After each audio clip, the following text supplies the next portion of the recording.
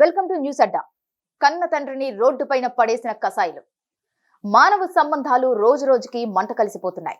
కన్న తండ్రిని కంటికి రెప్పలా కాపాడుకోవాల్సిన కన్న కొడుకులు పెళ్లిళ్లు కాగానే తండ్రిని ఇంటి నుండి బయటకు గెంటేయడంతో చలికి ఉండటానికి ఇల్లు లేక, తినడానికి తిండి లేక శంషాబాద్ రాళ్లగూడ బ్రిడ్జి కింద చల్లటి చలికి వణుకుతూ తలదాచుకుంటున్న అభాగ్యపు తండ్రి చలికి చచ్చిపోయేలా ఉన్నా ఇంటికి తీసుకువెళ్లాలంటూ తండ్రి తన కొడుకులను వేడుకున్నాడు.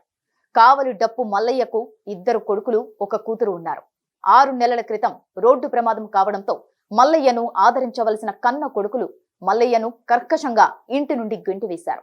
మల్లయ్య కూతురు కూడా మల్లయ్యను పట్టించుకోలేదు. దీంతో చేసేదేం లేక గత కొన్ని రోజులుగా రాళ్లగూడ ఫ్లైఓవర్ కింద మల్లయ్య తలదాచుకొని భిక్షాటన చేస్తూ తన జీవనాన్ని కొనసాగిస్తున్నాడు. గత కొన్ని రోజులుగా చలి విపరీతంగా ఉండటంతో చలి తీవ్రత తట్టుకోలేక తనను ఎక్కడికైనా తరలించండని మల్లయ్య స్థానికులను వేడుకోవడం అందరి హృదయాలను కలిసివేసింది. ఒక్క పూట అన్నం కోసం మల్లయ్య యాతన అనే వార్త సోషల్ మీడియాలో వైరల్ గా మారింది.